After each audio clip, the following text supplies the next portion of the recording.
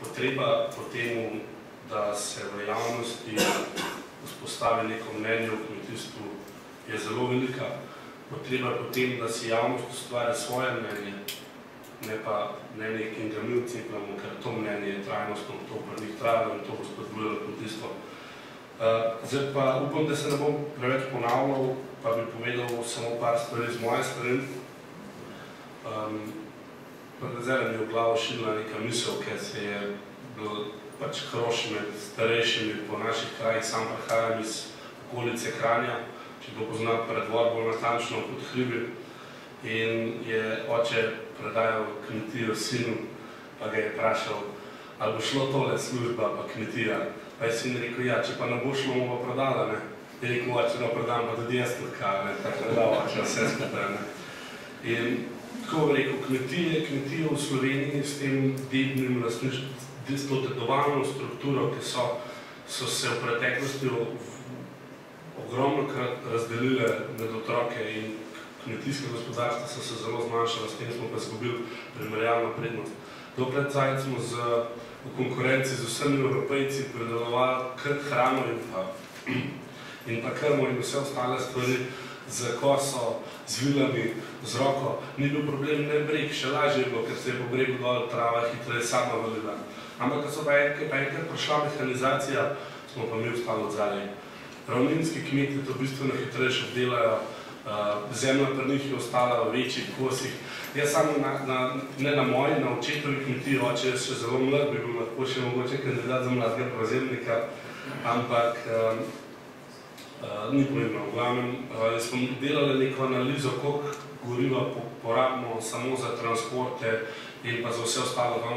Sodobna mehanizacija to omogoča, da mer že sam, ampak ocena je okrog 38% goriva se porabi za transporte, za obračanje na ozarah in vse ostale zadeve, kar pomeni ogromen strošek, ki ga tujci imajo bistveno manjšega.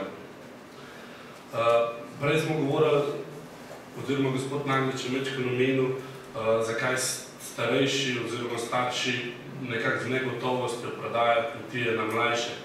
Prva stvar je ta, da jih ogromno mladih si išče neko svojo kariero, zaradi tega, ker kmetija ni vzdržna za 2 generaciji. In potem, ko je oče zrel za upokojitev, ker bi bilo treba, da gre v pokoj, da skupaj sodelujete 2 oziroma 3 generacije na kmetiji, da si ustvarjajo neko varnost, da imajo lahko mlade dopuste, da grejo lahko starejši na oddih. In vse to, zato sožitje na kmetiji so potrebne 3 generacije. Ena stvar, ki bi bil lahko tukaj zadržek, so zelo nizke pokojnine kmetov.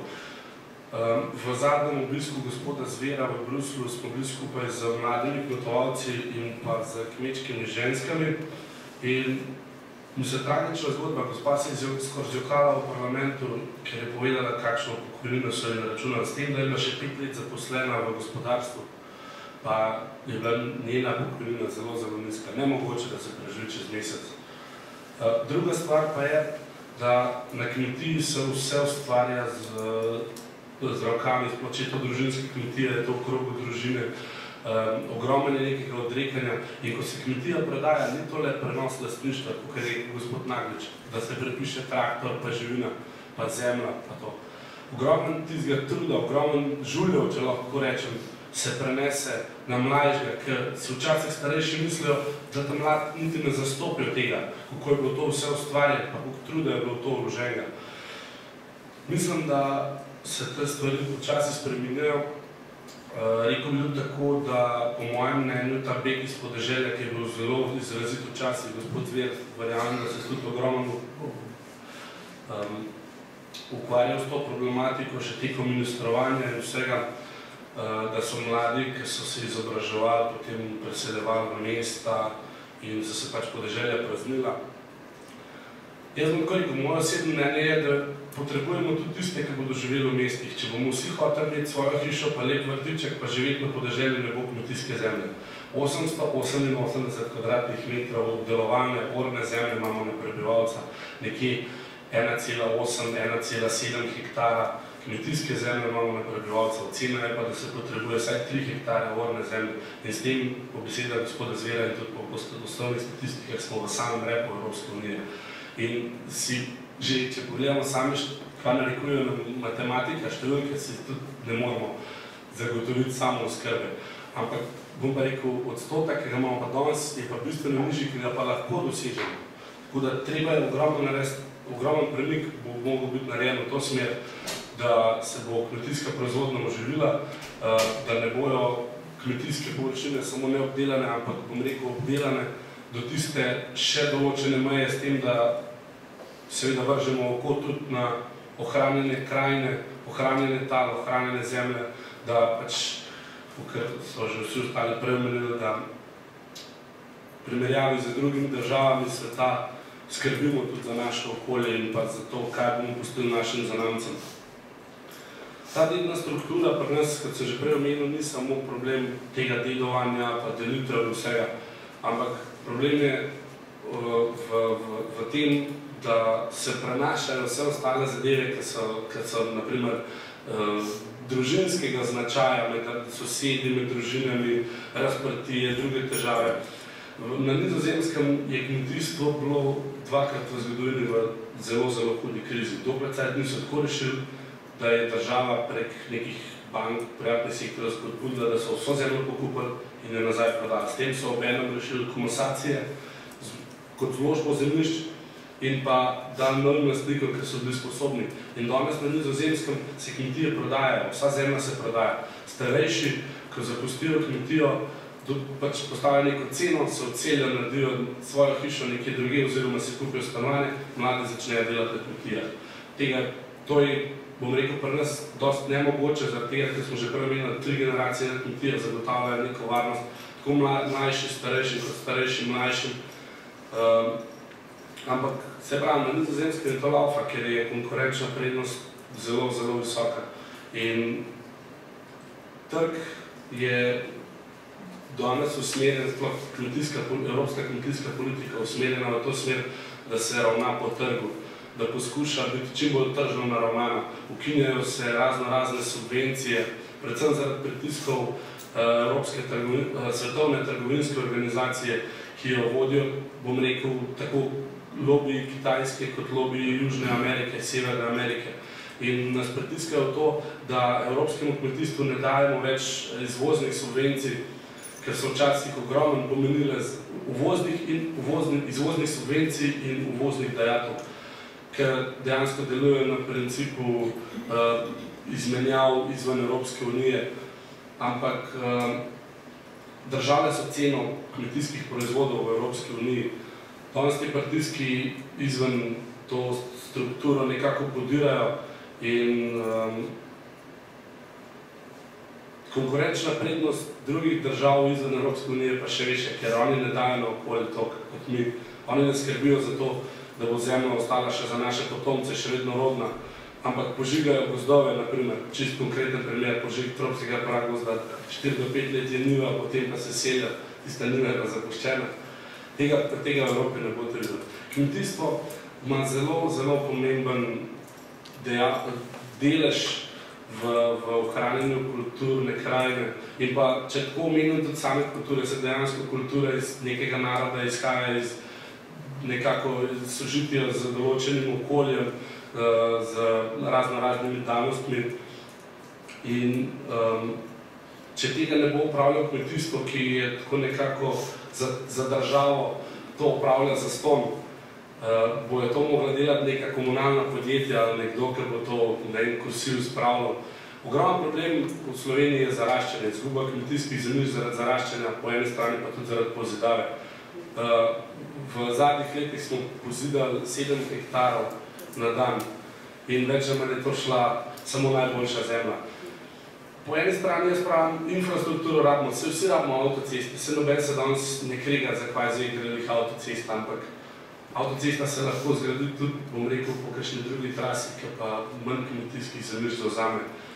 Ta gradbeni lobby, ki je cvetel v zadnjih letih, bi lahko omogočil, da bi ustvarjali nova kmetijska zemljišča na, bom rekel, mogoče mečkam bolj zapuščenih, mečkam bolj odmaknenih kmetijskih površinah, nekje na Krasu, kjer je skalovje, bi gradbeniki z veseljem dobili delo, pa pobrali tiste kamne, pa navozili zemljo nazaj, če tako vzajemo.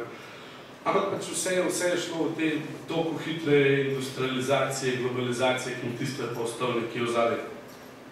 Kmetijstvo se dolg časa sploh ne zavedal, če vprašam danes kmete, da so dejansko v gospodarski panogi, ki sicer zelo, zelo malo prispevajo k državnemu BDP-ju oziroma k evropskemu BDP-ju, ampak so pa še zmeraj tisti trden temelj, ki je potreben za to, da se hrana proizvaja in da Evropa živi tako, kot živi, oziroma da bo šla na boljše, posebej z vidika predelovanja hrane. Poklic kmeta med ljudmi, tudi med sami kmeti, ni bil zelo cenjen, predvsem zaradi tega, ker smo ljudje sami zlorabili besedo kmet. Če sami pomislite konotacije besede kmet, koga označimo z besedo kmet, nekoga, ki je pač nekaj narobe naredil, ki se nam ne zdi prav. Pa ne bo je to kmet ali pa ne kmet, uporabljamo te besede slabšalno. In cajte, da to stvar spremenimo. In to je javnost povzela in pravijo, da generacije ne moreš spremeniti, da se pač ljudje privajajo tekom generacije. In prav je, da se zaenkrat začne, oziroma da se je začelo ljudi osveščati, kako pomembna je domača predelava, pa ne bo to sezonska prehrana, lokalna oskrba, lokalna prehrana in tako naprej. Kaj so še kako povedati? Ja, pa če se nazaj nekaj navežem na skupno kmetijsko politiko. Skupna kmetijska politika v 50 letih je doživela ogromno nekih sprememb, ki sem jih jaz samo bral, nisem bil zraven. Ampak po eni strani se pa ujema včasih sama v svoje pasti. Po Lizbonski strategiji do leta 2020 naj bi imeli 20% obnovljivih virov energije. In ljudje so začeli, bom rekel, tako nekako neposrečeno izkoriščati to našo koruzo, ki je danes kurijo v bioplinarnah. Bioplinarne so v osnovi čisto v redu zamišljene s tem, da predelujejo gnojevko iz tega pač nekaj metana vzamejo ostale pline in je še zmeraj gnojevka kot ugodno hranilo, s tem smo pa pridobili nekaj energije. Ampak seveda koruza, žito so boljše surovine za izgorevanje in pač tukaj je nekje nastala neka luknja. Potem tudi ta capping, že omenjen maksimum, ki ga bodo dobile določene kmetije. Po eni strani za Slovenijo je to zelo ugodno, po drugi strani pa imamo tudi primer v Sloveniji, ker to prizadane zelo majhen procent slovenskih kmetij, ampak recimo, če lahko se navežem na 2 kmeta v Prekmurju, oba imata 300 hektarov, eden je ekološko, pa dela družinska kmetija, eden je pa konvencionalna kmetija, ki ima 6 zaposlenih. Pa je 6 delovnih mest, pa še družina živi od tega. Nekako se zoziram še na to. Kaj storiti, da bodo mladi rajš prevzemali kmetije, da se bodo bolj usmerili v kmetijstvo? Mislim, da nam dosti poveže beseda Združujmo za prihodnost, ker je naslov tega srečanja, te okrogle mize, tega omizja. Kmetijstvo potrebuje združevanje, ne samo v tem tržnem smislu, da se kmetje povezujejo, pa ne bojo to zadružni sistemi ali ostale sistemi, da bomo močni na trgu. To je seveda nujnost, ampak ogromno truda bo treba nameniti tudi tem, da javnost izobrazimo, da ji povemo, da se povežemo z njimi, da bo rekel, kmetija odprtih vrat je nekje zelo dober primer, ki prikažejo tako na zdrav, na tradicionalen način pridelajo hrano doma in s tem ustvarjajo neke tržne niše. Po drugi strani pa treba povezavo ustvariti tudi z gospodarstveniki, tukaj bolj mislim na trgovine, ki bodo mogle narediti nek premik oziroma prvi bodo mogli kmeti narediti premik s tem združenjem, da bodo nastopili enotno proti trgovcu. S tem se bodo povezali, s tem bodo mogoče lažje zagotovili predelavo čez daljšo časovno obdobje, če lahko samo vzamemo za primer Primorsko pa Gorenjsko. Gorenjska je, vegetacijska doba je majčkeno kasnejša in si že podaljšamo za nek mesec predelavo zelenjave. Ampak prakse, kot so solata se je mulčila, krompir se ni pobiral. So take zadeve, ki bom rekel, mlade odvračajo od tega, da bi šli v sektor kmetijstva. In če se lahko navežem še nekaj na te pomoči ki so namenjene v sklopu skupne kmetijske politike, pa ne bo to prvega stebra, ta top-up plačila. Mislim, da je tukaj predvsem ugodno to, da se kmetu ne bo treba obadati za birokracijo, ki je zdaj potrebno bilo skozi, če je hotel kandidirati kot mladi prevzemnik. Ker po tej schemi bo kot mladi prevzemnik izpolnjeval določene zahteve, si zadal določene cilje in bo pač dobival sredstva v 5-letnem obdobju. Naša želja je, tako kot je že gospod Naglič izpostavil, da bi še v drugem stebru imeli tematski podprogram za mlade kmete, kjer bi se mladi lahko prijavljali z investicijami, z inovativnimi idejami, lažje prišli do sredstev. V Sloveniji je problem, ker smo marsikdaj bolj papeški od papeža in si zategujemo pasove tam, ki jih niti ne bilo potrebno. Če gospod Naglič je premenil, da smo v črpanju evropskega denarja kar dobri. Ja, s tem se zagotovo strinjam, ampak še zmeraj smo pa zagotovili, bom rekel, denar za včasih neke neopravičene, neprave cilje. Če samo pogledamo mlade prevzemnike, birokrati so nam diktirali, zakaj je treba denar porabiti. S tem pa, naprimer, noben pa ni mogel zagotoviti denarja za izplačilo dedičev, noben ni mogel si zagotoviti denarja, da bo si nakupil neko specialno gorsko mehanizacijo ali sodobno zelenjadarsko mehanizacijo. Vse je diktiralo v procentih, zakaj lahko porabimo. S tem je bila zahteva po še dodatnih, ogromnih lastnih sredstvih, ki jih pa pač žal kmet v začetku ni mogel dobiti. Tako, ker je gospod Naglič rekel, firma se direktor zamenja, slej ko prej ekonomisti padejo v biznis in stvar steče. Mladi se tudi, bom rekel, tekom odraščanja že delajo na kmetijah in si s tem dobijo neke veščine, neka znanja o samem vodenju kmetije. Ampak je pa tisti zagon, tista, bom rekel, začetniška energija, ki jo mladi morajo izliti na kmetijo, da ustvarijo nekaj svojega. In mislim, da ta sredstva tudi za investicije bi mogla biti malo bolj fleksibilna in pa malo bolj lažje dostopna z manj birokratskim oviram za mlade kmete.